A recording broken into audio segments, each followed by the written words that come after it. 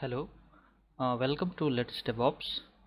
Myself Sumit, and today we are going to talk about how to encrypt or decrypt password or any secret using self-signed certificate.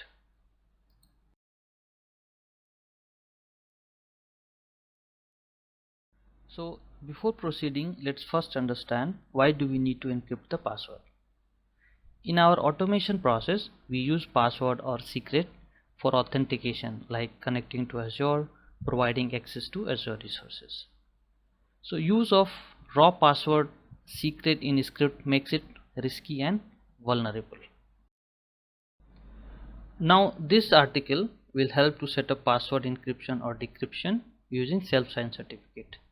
This encryption method will generate the public key, and that will only be decrypted by private key, which is associated with system user and certificate.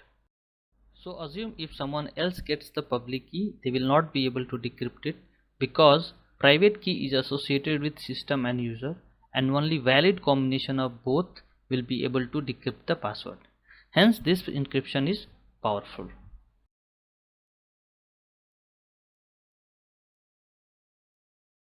Now let's follow the instruction, and for demo purpose I'll use my own system. So under the encryption we have step 1 where we are creating the self-signed certificate. So I'll copy this command and I'll run the PowerShell as administrator.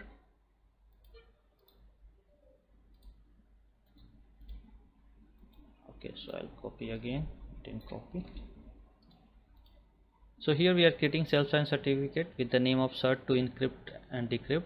You can give your own name also. So now the certificate is created. Let's move to the next step. So step 2 says once certificate created, now you can encrypt your password using this certificate. So right now I am using my secret value is the my password and secret. You can give your own, and then it is encrypted public key will be placed at the encrypted secret.txt file. So make sure you have this folder already available. If not, you can just update also with your respective folder location, but this file will be automatically created. So you just need to make sure you have the folder ctem, and if you're following in a different directory, you just give your own, so that is fine. So now I'll copy this and I'll run it. So now I will go and check the encrypted key which is created for my secret value under the ctemp and encrypted secret text file. So I'll go here and I see. So now here you see this is the public key which got generated for my secret value. So now I'll go back. Now let's move ahead, and now we are under the section decryption. So once the password and key encrypted, now you will be able to decrypt also, and we have to make sure we are connected with the same user and on the same server. So you cannot use that public key on a different server on a different system and decrypt it. It will not work. So you need to make sure you are running that on the same server. So now let's use this command, and as we know that we have already placed our encrypted key here under this location, so I'll just use the same path and I'll decrypt it. So I'll go to open it and then I'll unprotect -cms message. So now if you see here, it got decrypted with my secret value. So this is the value which we encrypted here, and now it also got decrypted with the public key. So appendix. So you might get below errors sometimes when you have already the certificate which you created already existed.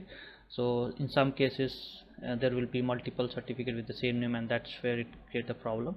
So if you are facing this error, you might need to delete any existing certificate first, and then you can follow from the beginning. So that's all.